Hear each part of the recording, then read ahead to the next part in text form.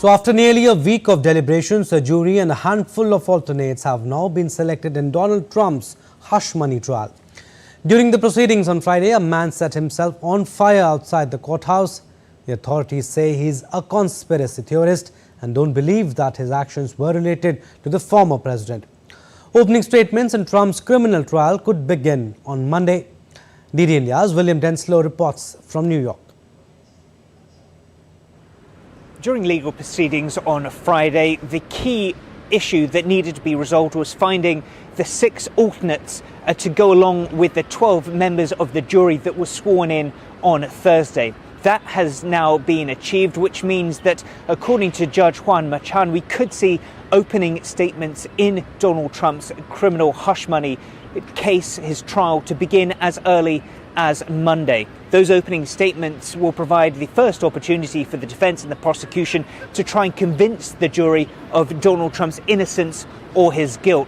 For the prosecution, they'll be seeking to successfully accuse Donald Trump of paying hush money to the porn star Stormy Daniels ahead of the 2016 elections. For the defense, they will seek to argue that the $130,000 that Donald Trump paid to his fixer at the time, Michael Cohen, was a legitimate business, a legal expense. Donald Trump has pleaded not guilty to 34 counts of falsifying business records. Also to be established is Judge Machan will make rulings on what exactly people can ask Donald Trump if indeed he chooses to take the witness stand during this trial. There's also the matter of the gag order on Donald Trump. He says that it is unconstitutional. He says it is impacting his ability to defend himself and to politically campaign as he seeks re-election. This is really a concerted witch hunt, very simple. Everything you heard in there, this is a witch hunt by numerous judges, Democrat judges.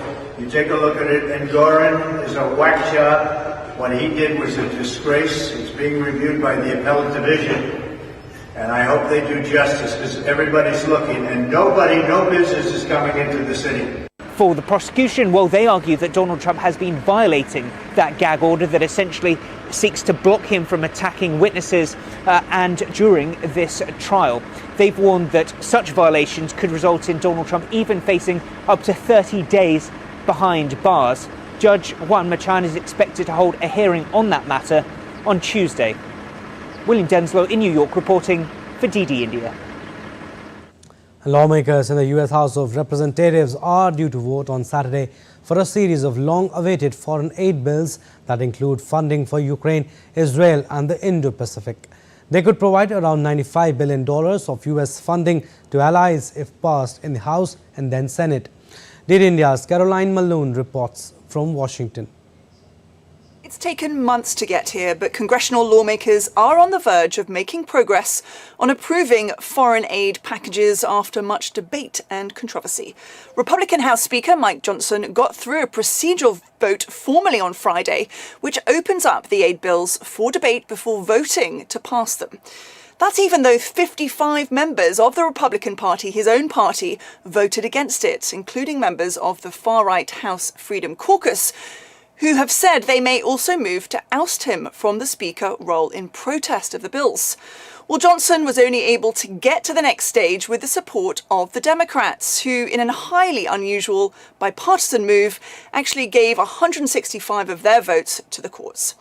Well, these bills come in 4 parts: $60 billion for Ukraine, $26 billion for Israel, $8 billion for the Indo-Pacific, that's largely to support Taiwan, and a wider national security bill that includes moves against Russia and China, such as on fentanyl, and insisting that Beijing divests its ownership of the social platform TikTok. Well, if the bills pass in the House, they're due to be voted on Saturday, they could then move on to the higher chamber as one complete bill. Senators are supposed to be in recess next week, but they could be called back to vote given the urgency of this funding. Caroline Malone in Washington, DD India. An Iranian Foreign Minister Hossein Amir Abdollahian has said that Iran will respond at an immediate and maximum level if Israel acts against its interest. In an interview, the Iranian Foreign Minister said if Israel wants to do another adventurism and acts against the interest of Iran, then its next response will be immediate and will be at the maximum level. His comments follow reports of an Israeli strike on Iran early Friday. Iranian Foreign Minister also said that Tehran was investigating an overnight attack on Iran, adding that so far a link to Israel had not been proven, as he downplayed the strike. Iranian media and officials described a small number of explosions, which they said resulted from air defense hitting 3 drones over Isfahan in central Iran in the early hours of Friday. They referred to the incident as an attack by infiltrators rather than by Israel, obviating the need for retaliation. And U.S. Secretary of Defense Lloyd Austin held talks with Israeli counterpart Yoav Gallant and discussed efforts to maintain regional stability and the latest developments in Gaza and measures to accelerate humanitarian assistance to civilians in Gaza. This comes a day after reports claimed that Israel carried out strikes in Iran. The Pentagon readout makes no mention of the Israeli strikes, as the Biden administration has refrained from commenting on it. And as the Israel-Hamas conflict continues, Hamas chief Ismail Haniyeh arrived in Istanbul late Friday for talks with Turkish President Recep Tayyip Erdogan. A statement from Hamas said Erdogan and Haniyeh would discuss the conflict in Gaza, adding that the head of the group's political bureau was accompanied by a delegation. Middle East tensions are at high after Israel's reported attack on Iran and Gaza, bracing for a new Israeli offensive. Erdogan insisted that he would continue to defend the Palestinian struggle and to be the voice of the oppressed Palestinian people. Turkish Foreign Minister Hakan Fidan was in Qatar on Wednesday and said he spent 3 hours with Haniyeh and his aides for a wide exchange of views, in particular about negotiations for a ceasefire. And the protesters in Israel blocked a highway connecting Tel Aviv and Jerusalem on Friday to demand government secure a deal to release hostages who are still held captive by the Hamas terror group in Gaza. The protesters, mostly relatives of hostages, chanted "Deal now" as they set up a roadblock near Ben Shemen, causing a traffic jam on Highway 1 heading from Tel Aviv towards Jerusalem. Relatives of those taken by Hamas on October 7 have been protesting for months, demanding that the Israeli government bring back their loved ones. And the United States on Friday imposed sanctions on an ally of Israel's far-right National Security Minister and 2 entities that raise money for Israeli men accused of settler violence. The latest actions aimed against those Washington claims for an escalation of violence in the West Bank. The sanctions, in addition to those already imposed on 5 settlers and 2 unauthorized outposts already this year, are the latest sign of growing U.S. frustration with the policies of Israeli Prime Minister Benjamin Netanyahu. U.S. Department of the Treasury said the sanctions, which freeze any U.S. assets held by those targeted and generally bar Americans from dealing with them, hit 2 organizations that launched fundraising campaigns to support settlers accused of violence and targeted by previous sanctions.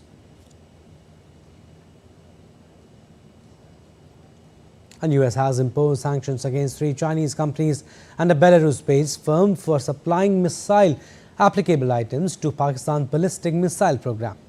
According to U.S. State Department, the entities that have been sanctioned include 3 Chinese companies as well as the Belarus-based Minsk Wheel Tractor Plant. Minsk Wheel Tractor Plant has worked to supply special vehicle chassis to Pakistan's long-range ballistic missile program. Such chassis are used as launch support equipment for ballistic missiles by Pakistan's National Development Complex, which is responsible for the development of Missile Technology Control Regime Category 1 ballistic missiles. And the U.S. Senate voted late on Friday night to approve the reauthorization of a controversial surveillance program, narrowly missing the midnight expiration of the program. The reauthorization secures what supporters call a key element of the United States foreign intelligence gathering operation.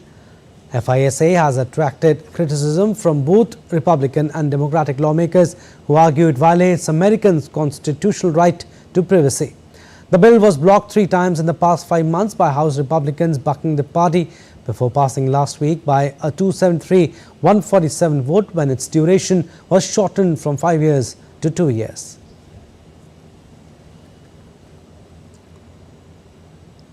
And the G7 foreign ministers warned Iran that it could face further sanctions if it does anything to destabilize the Middle East.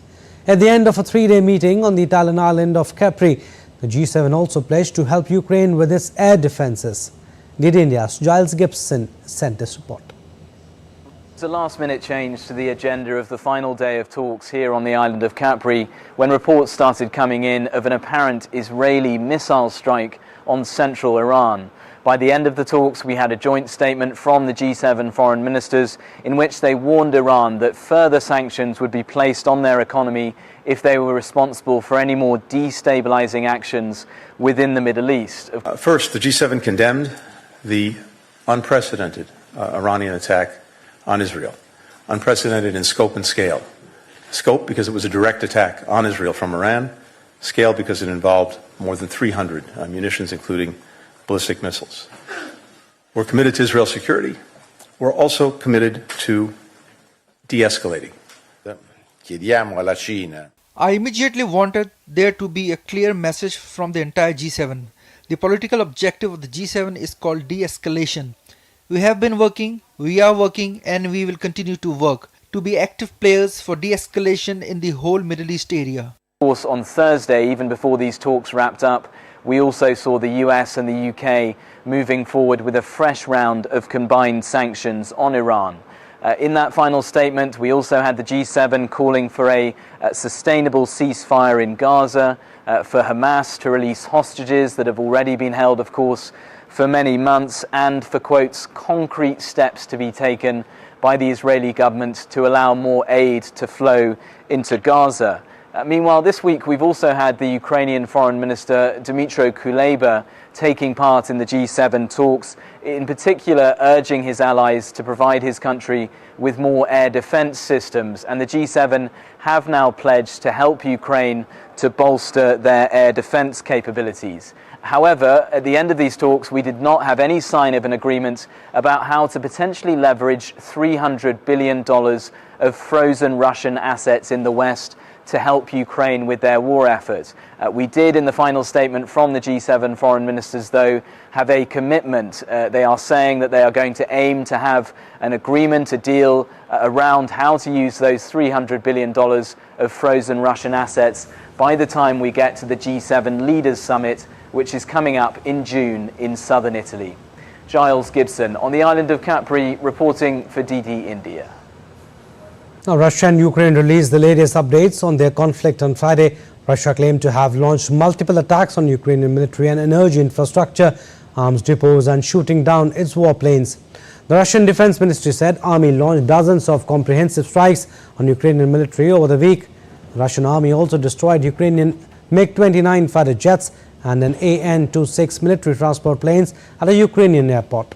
While Ukraine reported attacking Russian command post soldiers and military equipment, the military commissioner of the Odessa region said the local port infrastructure was attacked by Russian missiles and one person was also injured in the attack. Air raid sirens blared in northern, central and eastern Ukraine, including in the capital Kyiv on Friday. North Korea conducted a cruise missile warhead test and test launch of its new anti-aircraft missile in the West Sea of Korea on Friday. North Korea had conducted a power test of a super large warhead new type anti-aircraft missile. North Korea's strategic cruise missile is believed to be designed to carry a nuclear warhead. South Korea, Japan and the United States, which often report large missile tests they detect from North Korea, made no mention of a flight. Now, assembly of the world's largest digital astronomy camera is now complete and ready to ship to its new home atop Cerro Pasho, an 8,900-foot mountain in Chile. Engineers and scientists in California assembled the 3,200 megapixel camera, which weighs approximately 3,000 kilograms. Once installed, the legacy survey of space and time camera will be capable of producing approximately 1,000 images and 15 to 20 terabytes of data a night, as scientists use it to study dark energy, dark matter, distribution of galaxies and more. The camera will arrive in Chile next month and be installed atop the Simone Survey telescope at the Vera C. Rubin Observatory. The public can expect to see the first images in 2025. All right, still to come on this edition of DD India Live. Campaigning underway for the second phase of Lok Sabha elections, political parties gearing up to woo voters in their favour. embraced Kerala's cultural, religious spectacle. Thrissur Puram celebrated in the vibrant city of Thrissur. And in IPL, Delhi Capitals will take on Sunrisers Hyderabad in the 35th match in Delhi.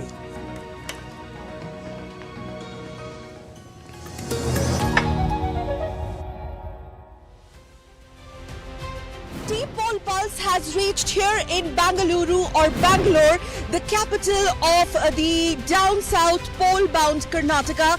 National elections are more worried about national security. The right person, if you vote, it will take your country in a right direction.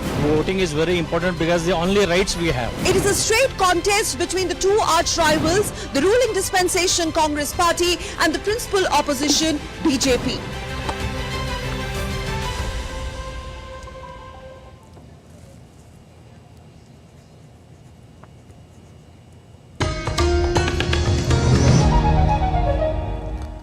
Welcome back. You're watching DD India Live. I'm Abhishek Mahajan. Some more stories. Indian ambassador to Austria, Shambhu Kumaran, joined the International Atomic Energy Agency on Friday. Director General of the IAEA, Rafael Mariano Grossi, welcomed him and stressed that India is a key partner in all their initiatives. Grossi further emphasized that India and the IAEA aim to strengthen collaboration and maximize the potential of IAEA initiatives.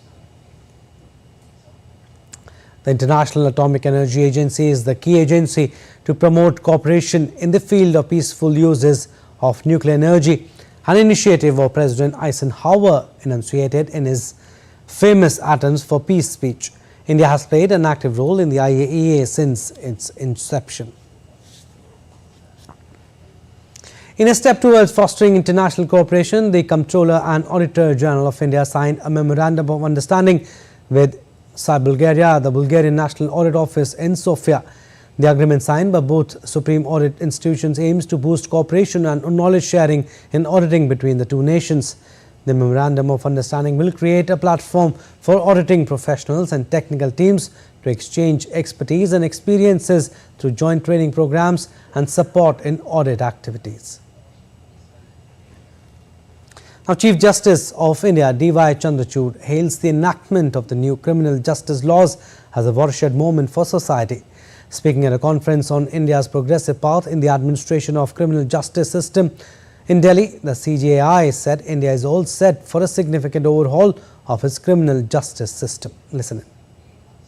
Procedural law, which governs crimes from the state of setting the criminal process in motion to the conviction for the commission of the offence, ensures that no person is charged and subsequently convicted for offences without the due process of law. The one thing which was the striking aspect of our triad of criminal laws was their age, 1860, 1872, and even 1973. And I think the enactment of these laws by Parliament is a clear indicator that India is changing, India is on the move, and that India needs new legal instruments to deal with current challenges and the challenges which we envisage for the future of our society. All right, let's now get to the latest on the world's largest democratic elections in India.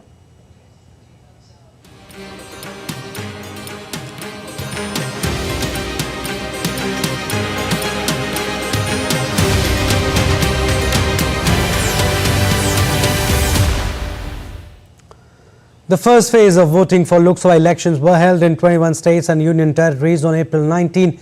Nearly 62% voter turnout was recorded across the states. Polling took place in 102 constituencies across 21 states and union territories in the first of the 7-phase elections. The Commission described the turnout as high, noting that voting remained largely peaceful.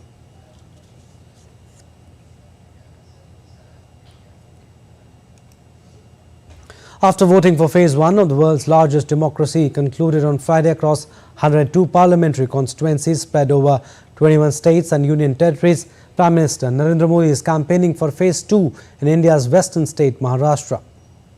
PM Modi held public meetings in cities Nanded and Parbhani.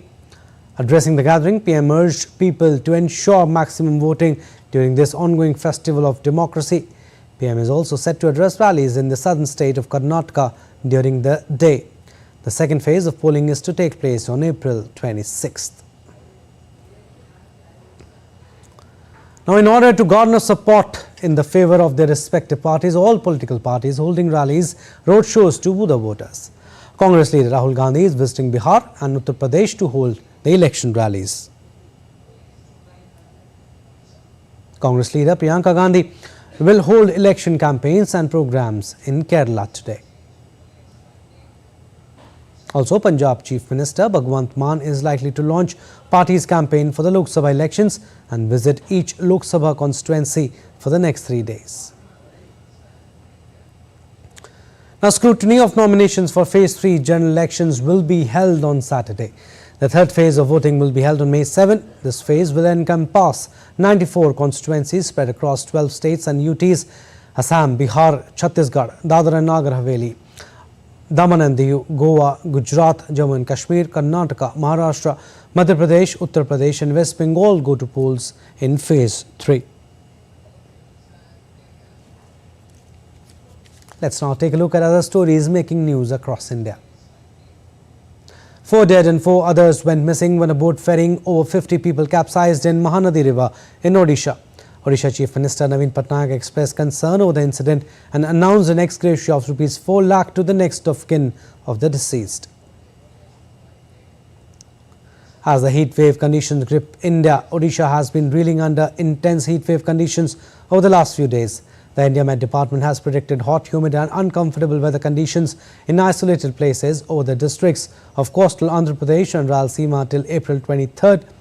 Many parts of the state continue to reel under a scorching sun as dry southwesterly winds sing Andhra Pradesh with rise in mercury levels. The India Met Department has issued a weather warning for Himachal Pradesh, forecasting adverse weather conditions for the next 6 days due to the activity of western disturbance. Heavy rain, thunderstorms and even light snowfall are expected to impact various parts of the state, with Shimla particularly vulnerable to inclement weather. However, on April 24th, light rain and snowfall are expected in some high altitude areas. Now, Thrissur Puram, celebrated in the vibrant city of Thrissur, is a spectacle of cultural richness and religious devotion.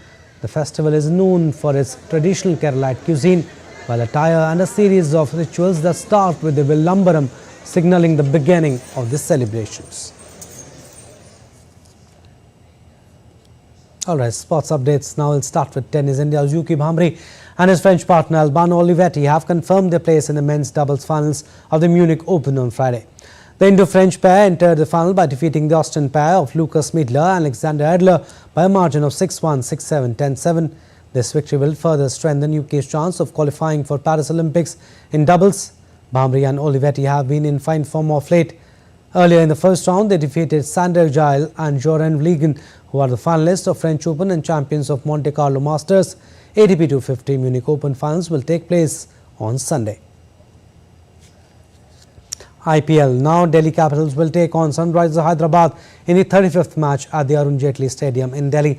Capitals have had a mixed season so far, but a couple of impressive wins against Lucknow Super Giants and Gujarat Titans have put them back in the mix with 3 wins and 4 defeats in 7 outings so far. Meanwhile, Sunrisers Hyderabad have set a different template altogether with 2 of the highest ever totals of 277 and 287, which will require a lot of heart and skill to counter. Delhi Capitals captain Rishabh Pant will have to use his resources with extreme caution and guile on a Kotla track, which for a change will have a good bounce and carry. The Olympic flame arrived at Greece's most famous landmark, the Acropolis, on Friday as part of the 11-day relay across Greece ahead of the Paris 2024 Games. Former European 400 meters hurdles champion Periklis Lakovakis lit a cauldron in front of the Parthenon temple from his torch. The torch for the Paris 2024 Olympic Games was lit in ancient Olympia in a traditional ceremony on April 16. It will be officially handed over to Paris Games organizers in Athens' Panathenaic Stadium on April 26th. The French torch relay will last 68 days and will end in Paris with the lighting of Olympic flame on July 26th. Well, that's all for this edition of DD India Live, but do let us know your thoughts on the news of the day. For those on the go, you can get all the latest news and updates from India and across the world on the DD India mobile app. The app is available on both Android and iOS. Scan the QR code on the screen to download now. We'll be back with more news as it breaks here on DD India. I'm Abhishek Mahajan. From all of us here in Delhi, thanks for watching DD India Live.